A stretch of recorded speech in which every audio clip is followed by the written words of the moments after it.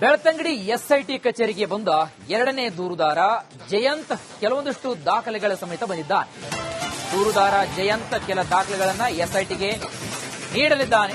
Belthangady SIT ಕಚೇರಿಗೆ ಬಂದಿದ್ದ ಕೆಲ ದಾಖಲೆಗಳ ಸಮೇತ ದೂರುದಾರ ಜಯಂತ್ ಬಂದಿದ್ದು ಕೆಲ ದಾಖಲೆಗಳೊಂದಿಗೆ ಎಸ್ಐಟಿಗೆ ದಾಖಲೆಗಳನ್ನು ನೀಡಲಿದ್ದಾನೆ ಅಂತ ಹೇಳಲಾಗ್ತಾ ಇದೆ.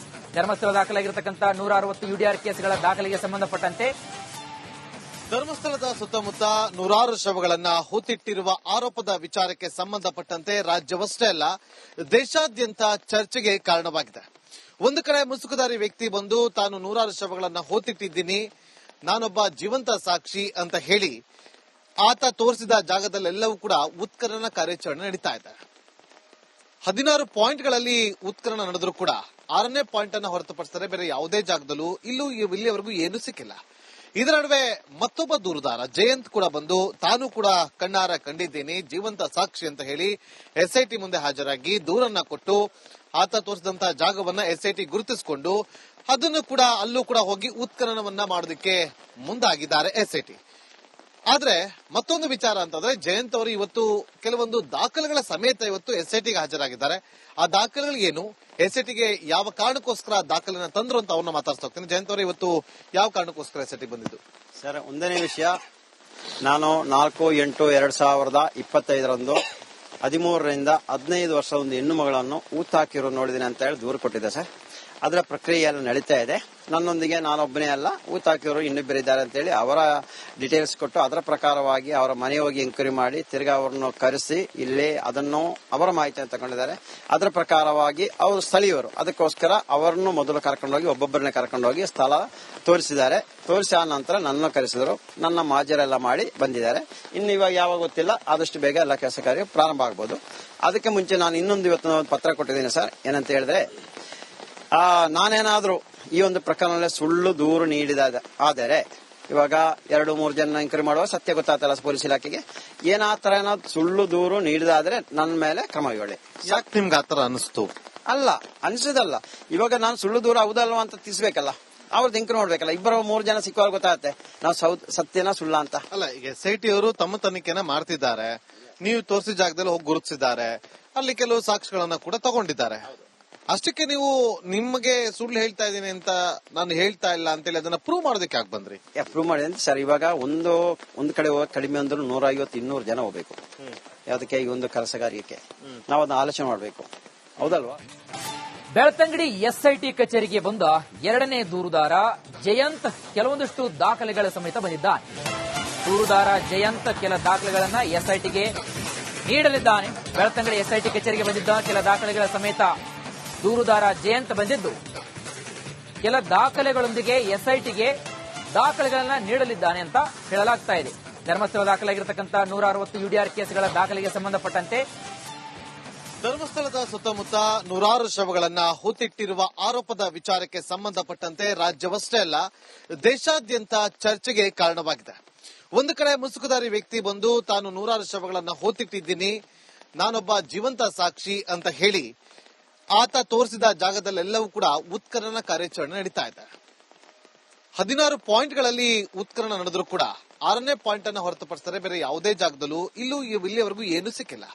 ಇದರ ನಡುವೆ ಮತ್ತೊಬ್ಬ ದೂರುದಾರ ಜಯಂತ್ ಕೂಡ ಬಂದು ತಾನು ಕೂಡ ಕಣ್ಣಾರ ಕಂಡಿದ್ದೀನಿ, ಜೀವಂತ ಸಾಕ್ಷಿ ಅಂತ ಹೇಳಿ ಎಸ್ಐಟಿ ಮುಂದೆ ಹಾಜರಾಗಿ ದೂರನ್ನ ಕೊಟ್ಟು ಆತ ತೋರಿಸಿದಂತಹ ಜಾಗವನ್ನ ಎಸ್ಐಟಿ ಗುರುತಿಸಿಕೊಂಡು ಅದನ್ನು ಕೂಡ ಅಲ್ಲೂ ಕೂಡ ಹೋಗಿ ಉತ್ಖನನವನ್ನ ಮಾಡೋದಕ್ಕೆ ಮುಂದಾಗಿದ್ದಾರೆ ಎಸ್ಐಟಿ. ಆದ್ರೆ ಮತ್ತೊಂದು ವಿಚಾರ ಅಂತಂದ್ರೆ ಜಯಂತ್ ಅವರು ಇವತ್ತು ಕೆಲವೊಂದು ದಾಖಲೆಗಳ ಸಮೇತ ಇವತ್ತು ಎಸ್ಐಟಿಗೆ ಹಾಜರಾಗಿದ್ದಾರೆ. ಆ ದಾಖಲೆಗಳು ಏನು, ಎಸ್ಐಟಿಗೆ ಯಾವ ಕಾರಣಕ್ಕೋಸ್ಕರ ದಾಖಲೆನ ತಂದ್ರು ಅಂತ ಅವ್ರನ್ನ ಮಾತಾಡ್ತಾ ಹೋಗ್ತೀನಿ. ಜಯಂತ್ ಅವರು ಇವತ್ತು ಯಾವ ಕಾರಣಕ್ಕೋಸ್ಕರ ಎಸ್ಐಟಿ ಬಂದಿದ್ದು? ಸರ್, ಒಂದನೇ ವಿಷಯ, ನಾನು 4/8/2025 13ರಿಂದ 15 ವರ್ಷ ಒಂದು ಹೆಣ್ಣು ಮಗಳನ್ನು ಊತಾಕಿರೋ ನೋಡಿದ್ದೀನಿ ಅಂತ ಹೇಳಿ ದೂರು ಕೊಟ್ಟಿದ್ದೆ ಸರ್. ಅದರ ಪ್ರಕ್ರಿಯೆ ಎಲ್ಲ ನಡೀತಾ ಇದೆ.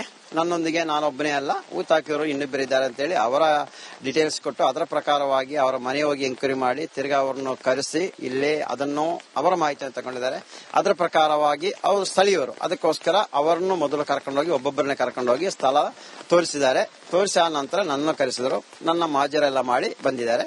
ಇನ್ನು ಇವಾಗ ಯಾವಾಗ ಗೊತ್ತಿಲ್ಲ, ಆದಷ್ಟು ಬೇಗ ಎಲ್ಲ ಕೆಲಸ ಕಾರ್ಯ ಪ್ರಾರಂಭ ಆಗ್ಬೋದು. ಅದಕ್ಕೆ ಮುಂಚೆ ನಾನು ಇನ್ನೊಂದು ಇವತ್ತು ಪತ್ರ ಕೊಟ್ಟಿದ್ದೀನಿ ಸರ್. ಏನಂತ ಹೇಳಿದ್ರೆ, ನಾನೇನಾದ್ರೂ ಈ ಒಂದು ಪ್ರಕರಣದಲ್ಲಿ ಸುಳ್ಳು ದೂರು ನೀಡಿದ ಆದರೆ ಇವಾಗ 2-3 ಜನ ಎಂಕ್ವೈರಿ ಮಾಡುವಾಗ ಸತ್ಯ ಗೊತ್ತಾಗ್ತಲ್ಲ ಪೊಲೀಸ್ ಇಲಾಖೆಗೆ ಏನಾತರ ಏನಾದ್ರು ಸುಳ್ಳು ದೂರು ನೀಡಿದಾದ್ರೆ ನನ್ನ ಮೇಲೆ ಕ್ರಮ ಕೈಗೊಳ್ಳಿ. ಯಾಕೆ ನಿಮ್ಗೆ ಆತರ ಅನಿಸ್ತು? ಅಲ್ಲ ಅನ್ಸದಲ್ಲ, ಇವಾಗ ನಾನು ಸುಳ್ಳು ದೂರ ಹೌದಲ್ವಾ ಅಂತ ತಿಳಿಸ್ಬೇಕಲ್ಲ, ಅವ್ರದ್ದು ಎಂಕ್ವೈರಿ ಮಾಡ್ಬೇಕಲ್ಲ. 2-3 ಜನ ಸಿಕ್ಕುವಾಗ ಗೊತ್ತಾಗತ್ತೆ ನಾವು ಸತ್ಯನ ಸುಳ್ಳ ಅಂತ. ಅಲ್ಲ, ಈಗ SIT ಅವರು ತಮ್ಮ ತನಿಖೆನ ಮಾಡ್ತಿದ್ದಾರೆ, ನೀವು ತೋರಿಸಿದ ಜಾಗದಲ್ಲಿ ಹೋಗಿ ಗುರುತಿಸಿದ್ದಾರೆ, ಅಲ್ಲಿ ಕೆಲವು ಸಾಕ್ಷಿಗಳನ್ನ ಕೂಡ ತಗೊಂಡಿದ್ದಾರೆ. ಅಷ್ಟಕ್ಕೆ ನೀವು ನಿಮ್ಗೆ ಸುಳ್ಳು ಹೇಳ್ತಾ ಇದೀನಿ ಅಂತ ನಾನು ಹೇಳ್ತಾ ಇಲ್ಲ ಅಂತೇಳಿ ಅದನ್ನ ಪ್ರೂವ್ ಮಾಡೋದಕ್ಕೆ ಯಾಕೆ ಬಂದ್ರಿ? ಪ್ರೂವ್ ಮಾಡಿ ಅಂತ ಸರ್, ಇವಾಗ ಒಂದ್ ಕಡೆ ಹೋಗಕ್ ಕಡಿಮೆ ಅಂದ್ರೂ 150-200 ಜನ ಹೋಗ್ಬೇಕು. ಅದಕ್ಕೆ ಈ ಒಂದು ಕೆಲಸಗಾರಿಕೆ ನಾವು ಅದನ್ನ ಆಲೋಚನೆ ಮಾಡ್ಬೇಕು, ಹೌದಲ್ವಾ?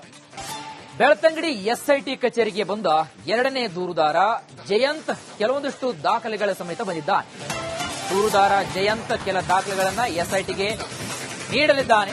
ಬೆಳ್ತಂಗಡಿ SIT ಕಚೇರಿಗೆ ಬಂದಿದ್ದ ಕೆಲ ದಾಖಲೆಗಳ ಸಮೇತ ದೂರುದಾರ ಜಯಂತ್ ಬಂದಿದ್ದು ಕೆಲ ದಾಖಲೆಗಳೊಂದಿಗೆ SITಗೆ ದಾಖಲೆಗಳನ್ನ ನೀಡಲಿದ್ದಾನೆ ಅಂತ ಹೇಳಲಾಗ್ತಾ ಇದೆ. ಧರ್ಮಸ್ಥಳ ದಾಖಲಾಗಿರತಕ್ಕಂಥ 160 UDR ಕೇಸ್ಗಳ ದಾಖಲೆಗೆ ಸಂಬಂಧಪಟ್ಟಂತೆ ಧರ್ಮಸ್ಥಳದ ಸುತ್ತಮುತ್ತ ನೂರಾರು ಶವಗಳನ್ನ ಹೂತಿಟ್ಟಿರುವ ಆರೋಪದ ವಿಚಾರಕ್ಕೆ ಸಂಬಂಧಪಟ್ಟಂತೆ ರಾಜ್ಯವಷ್ಟೇ ಅಲ್ಲ ದೇಶಾದ್ಯಂತ ಚರ್ಚೆಗೆ ಕಾರಣವಾಗಿದೆ. ಒಂದು ಕಡೆ ಮುಸುಕುದಾರಿ ವ್ಯಕ್ತಿ ಬಂದು ತಾನು ನೂರಾರು ಶವಗಳನ್ನ ಹೂತಿಟ್ಟಿದ್ದೀನಿ, ನಾನೊಬ್ಬ ಜೀವಂತ ಸಾಕ್ಷಿ ಅಂತ ಹೇಳಿ ಆತ ತೋರಿಸಿದ ಜಾಗದಲ್ಲೆಲ್ಲವೂ ಕೂಡ ಉತ್ಖನನ ಕಾರ್ಯಾಚರಣೆ ನಡೀತಾ ಇದೆ. 16 ಪಾಯಿಂಟ್ಗಳಲ್ಲಿ ಉತ್ಖನನ ನಡೆದರೂ ಕೂಡ 6ನೇ ಪಾಯಿಂಟ್ ಅನ್ನು ಹೊರತುಪಡಿಸಿದರೆ ಬೇರೆ ಯಾವುದೇ ಜಾಗದಲ್ಲೂ ಇಲ್ಲಿವರೆಗೂ ಏನೂ ಸಿಕ್ಕಿಲ್ಲ. ಇದರ ನಡುವೆ ಮತ್ತೊಬ್ಬ ದೂರುದಾರ ಜಯಂತ್ ಕೂಡ ಬಂದು ತಾನು ಕೂಡ ಕಣ್ಣಾರ ಕಂಡಿದ್ದೀನಿ, ಜೀವಂತ ಸಾಕ್ಷಿ ಅಂತ ಹೇಳಿ SIT ಮುಂದೆ ಹಾಜರಾಗಿ ದೂರನ್ನ ಕೊಟ್ಟು ಆತ ತೋರಿಸಿದಂತಹ ಜಾಗವನ್ನ SIT ಗುರುತಿಸಿಕೊಂಡು ಅದನ್ನು ಕೂಡ ಅಲ್ಲೂ ಕೂಡ ಹೋಗಿ ಉತ್ಖನನವನ್ನ ಮಾಡೋದಕ್ಕೆ ಮುಂದಾಗಿದ್ದಾರೆ SIT. ಆದ್ರೆ ಮತ್ತೊಂದು ವಿಚಾರ ಅಂತಂದ್ರೆ ಜಯಂತ್ ಅವರು ಇವತ್ತು ಕೆಲವೊಂದು ದಾಖಲೆಗಳ ಸಮೇತ ಇವತ್ತು SITಗೆ ಹಾಜರಾಗಿದ್ದಾರೆ. ಆ ದಾಖಲೆಗಳು ಏನು, SITಗೆ ಯಾವ ಕಾರಣಕ್ಕೋಸ್ಕರ ದಾಖಲೆನ ತಂದ್ರು ಅಂತ ಅವ್ರನ್ನ ಮಾತಾಡ್ತಾ ಹೋಗ್ತೀನಿ. ಜಯಂತ್ ಅವರು ಇವತ್ತು ಯಾವ ಕಾರಣಕ್ಕೋಸ್ಕರ SIT ಬಂದಿದ್ದು? ಸರ್, ಒಂದನೇ ವಿಷಯ, ನಾನು 4/8/2025 13ರಿಂದ 15 ವರ್ಷ ಒಂದು ಹೆಣ್ಣು ಮಗಳನ್ನು ಊತಾಕಿರೋ ನೋಡಿದ್ದೀನಿ ಅಂತ ಹೇಳಿ ದೂರು ಕೊಟ್ಟಿದ್ದೆ ಸರ್. ಅದರ ಪ್ರಕ್ರಿಯೆ ಎಲ್ಲ ನಡೀತಾ ಇದೆ. ನನ್ನೊಂದಿಗೆ ನಾನೊಬ್ಬನೇ ಅಲ್ಲ, ಊತಾಕಿಯವರು ಇನ್ನಿಬ್ಬರಿದ್ದಾರೆ ಅಂತ ಹೇಳಿ ಅವರ ಡೀಟೇಲ್ಸ್ ಕೊಟ್ಟು ಅದರ ಪ್ರಕಾರವಾಗಿ ಅವರ ಮನೆ ಹೋಗಿ ಎಂಕ್ವೈರಿ ಮಾಡಿ ತಿರ್ಗಾ ಅವರನ್ನು ಕರೆಸಿ ಇಲ್ಲಿ ಅದನ್ನು ಅವರ ಮಾಹಿತಿಯನ್ನು ತಗೊಂಡಿದ್ದಾರೆ. ಅದರ ಪ್ರಕಾರವಾಗಿ ಅವರು ಸ್ಥಳೀಯರು, ಅದಕ್ಕೋಸ್ಕರ ಅವರನ್ನು ಮೊದಲು ಕರ್ಕೊಂಡೋಗಿ ಒಬ್ಬೊಬ್ಬರನ್ನೇ ಕರ್ಕೊಂಡೋಗಿ ಸ್ಥಳ ತೋರಿಸಿದ್ದಾರೆ. ತೋರಿಸಿದ ನಂತರ ನನ್ನನ್ನು ಕರೆಸಿದರು, ನನ್ನ ಮಾಜರೆಲ್ಲ ಮಾಡಿ ಬಂದಿದ್ದಾರೆ. ಇನ್ನು ಇವಾಗ ಯಾವಾಗ ಗೊತ್ತಿಲ್ಲ, ಆದಷ್ಟು ಬೇಗ ಎಲ್ಲ ಕೆಲಸ ಕಾರ್ಯ ಪ್ರಾರಂಭ ಆಗ್ಬೋದು. ಅದಕ್ಕೆ ಮುಂಚೆ ನಾನು ಇನ್ನೊಂದು ಇವತ್ತು ಪತ್ರ ಕೊಟ್ಟಿದ್ದೀನಿ ಸರ್. ಏನಂತ ಹೇಳಿದ್ರೆ, ನಾನೇನಾದ್ರೂ ಈ ಒಂದು ಪ್ರಕರಣದಲ್ಲಿ ಸುಳ್ಳು ದೂರು ನೀಡಿದ ಆದರೆ ಇವಾಗ 2-3 ಜನ ಎಂಕ್ವೈರಿ ಮಾಡುವಾಗ ಸತ್ಯ ಗೊತ್ತಾಗ್ತಲ್ಲ ಪೊಲೀಸ್ ಇಲಾಖೆಗೆ ಏನಾತರ ಏನಾದ್ರು ಸುಳ್ಳು ದೂರು ನೀಡಿದಾದ್ರೆ ನನ್ನ ಮೇಲೆ ಕ್ರಮ ಕೈಗೊಳ್ಳಿ. ಯಾಕೆ ನಿಮ್ಗೆ ಆತರ ಅನಿಸ್ತು? ಅಲ್ಲ ಅನ್ಸದಲ್ಲ, ಇವಾಗ ನಾನು ಸುಳ್ಳು ದೂರ ಹೌದಲ್ವಾ ಅಂತ ತಿಳಿಸ್ಬೇಕಲ್ಲ, ಅವ್ರದ್ದು ಎಂಕ್ವೈರಿ ಮಾಡ್ಬೇಕಲ್ಲ. 2-3 ಜನ ಸಿಕ್ಕುವಾಗ ಗೊತ್ತಾಗತ್ತೆ ನಾವು ಸತ್ಯನ ಸುಳ್ಳ ಅಂತ. ಅಲ್ಲ, ಈಗ SIT ಅವರು ತಮ್ಮ ತನಿಖೆನ ಮಾಡ್ತಿದ್ದಾರೆ, ನೀವು ತೋರಿಸಿದ ಜಾಗದಲ್ಲಿ ಹೋಗಿ ಗುರುತಿಸಿದ್ದಾರೆ, ಅಲ್ಲಿ ಕೆಲವು ಸಾಕ್ಷಿಗಳನ್ನ ಕೂಡ ತಗೊಂಡಿದ್ದಾರೆ. ಅಷ್ಟಕ್ಕೆ ನೀವು ನಿಮ್ಗೆ ಸುಳ್ಳು ಹೇಳ್ತಾ ಇದೀನಿ ಅಂತ ನಾನು ಹೇಳ್ತಾ ಇಲ್ಲ ಅಂತೇಳಿ ಅದನ್ನ ಪ್ರೂವ್ ಮಾಡೋದಕ್ಕೆ ಯಾಕೆ ಬಂದ್ರಿ? ಪ್ರೂವ್ ಮಾಡಿ ಅಂತ ಸರ್, ಇವಾಗ ಒಂದ್ ಕಡೆ ಹೋಗಕ್ ಕಡಿಮೆ ಅಂದ್ರೂ 150-200 ಜನ ಹೋಗ್ಬೇಕು. ಅದಕ್ಕೆ ಈ ಒಂದು ಕೆಲಸಗಾರಿಕೆ ನಾವು ಅದನ್ನ ಆಲೋಚನೆ ಮಾಡ್ಬೇಕು, ಹೌದಲ್ವಾ?